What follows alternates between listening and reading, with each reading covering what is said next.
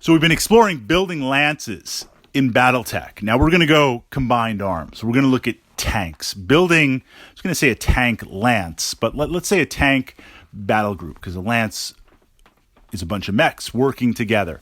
So the first thing in building this checklist, naturally it's going to be balanced out a little bit by battle value. So we might look at a couple of examples, but the type of tanks that you take in your list is going to depend on battle value, potentially the mission. Maybe you know the mission, maybe you don't know the mission ahead of time.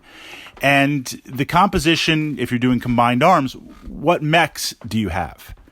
What infantry support do you have? Do you have other support vehicles in your list? So it's building this criteria and then modifying it based on this checklist that we're going to kind of build. And as always, I'm going to turn it over to you guys in the comments for a couple of ideas. So the first thing is, much like mechs, redundancy. 1 is none, 2 is 1, 3 is some, right? Battletech, a game of modifiers. First you have to hit, then hopefully you hit in the target area that you want, and then it transfers damage. The way you hit consistently the target areas that you want are keeping the modifiers down, but having multiple shots to make that happen. So just running one tank is literally hit or miss. The strengths of that tank, there's a reason you're taking that tank. The strengths of that tank get magnified by what they can affect on the table by taking multiples. I will run 3 at a minimum, unless it's a very, very pricey tank. It's like a behemoth. There's certain tanks that get into mech range. But even then, I will run 2. Very rarely do I run 1 tank. Now, if it's a scout vehicle, if it's a super, super light tank, if it's a low battle value, you're playing like a 2K battle value game and you want to get a Scorpion in there, there's always exceptions. But if we're looking like, 5, 6... K battle value, a nice workable group where you can get some mechs, get some other toys, I'm looking to run 2 to 3 tanks, preferably 3 tanks. Let's look at the partisan tank for a moment. And again, I'm just giving some examples here. You're going to build your checklist with the toys you want to play. The tank itself has the advantage of multiple autocannons. Doesn't have a ton of armor, but it has the range to, in theory, protect itself from it. It is an anti-air unit. It works very, very well, especially if you get into different ammunitions. But equally, being a lower battle value, it works very well just as like a ground flak battery, just putting autocannon rounds down. And each tank has multiple autocannons. When I take 3 of those, and they work in a group, they stay 2 or 3 hexes, they work as a unit, that's massive redundancy. The advantage of the tank and the lower battle value buy-in compared to mechs and the threat, it's matched. It's got the redundancy. That's a lot of autocannon fire coming down your way, either to soften you up or seriously have enough volume of dice to put some hurt on pesky fast light mechs. Now, the other reason for redundancy is you selected this tank for some reason. I selected the partisan in my list so I can have quad autocannons, so I can have a good base of autocannons.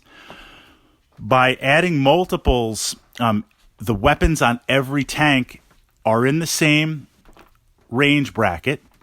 They work to the same effect, and picking targets, they will work the same. Let's step back and say, you know what? I'm going to take 2 partisans and I'm going to put a demolisher. That's battle value. And every turn that you are potentially not shooting, that means you are not using your battle value to its full effect. So if I take 2 partisans and I take a demolisher, that's my battle group. Now what this means is when the partisans are in range, the demolisher is not. The demolisher has 2 autocannon 20s. And I got multiples of those in my list too. That's probably one of my favorite tanks out there. I'm going to keep myself calm because I love demolishers. That means the demolisher is not shooting. And it's a little pricey. So that's battle value I'm not using every turn. If I do get close enough for the demolisher to shoot, yes, absolutely it can, and the partisans can also shoot, but they want to stay at range. They want to stay far back because they don't have the type of heavy slab armor that the demolisher does. So when you, we don't see this as much with mechs. I mean, unless it's extreme. If I take a longbow and a charger and put them together, the charger with the little small lasers is going to do nothing. The longbow is going to be reaching out. And if things are that close where the charger can do stuff, the longbow, he can't fire anything because he's so close. You can mispair mechs, but it's very, very extreme when that happens. For the most part, you take a Battlemaster, you take a Warhammer, you take a Shadowhawk, and you take a Commando. Just thinking of some mechs off the top of my head to build a lance. There's differences in range. There's difference in abilities.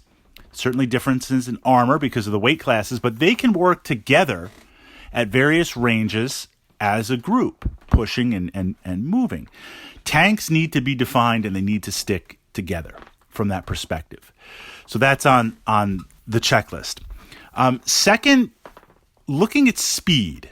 Now, one could say, okay, the Partisan's a long-range tank, but I can equally get another long-range tank, a missile carrier from that perspective. Now, missile carriers, right, I want to indirect fire mainly just to hassle my opponent, but let's just say battle value, battle group, campaign, whatever. Okay, you can put that in, and it has the range, but if there's a big difference in speed, we see this with certain hover vehicles. If there's a big difference in speed, if I want to attach hover vehicles to tanks and work together, now in the movement phase, I'm getting cut down a lot. I'm not going to be able to utilize the speed getting into position or getting out of position.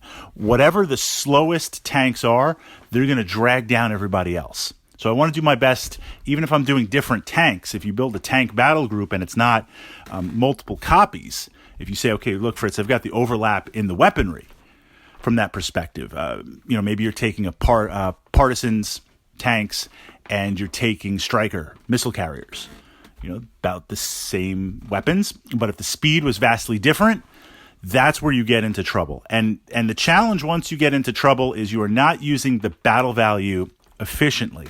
And while generally speaking, tanks and armored vehicles cost less battle value because they don't have the full mobility of a mech, they don't carry usually as many weapons unless you're a behemoth or an Antaros, and they're subject to motive hits and facing and other issues that do balance it out. They're not as potent as mechs, obviously, but we want to get the most battle value. We want to get the absolute most battle value, and those 3 items on the list are what I use, or at least I try to take into consideration when I'm building a tank group.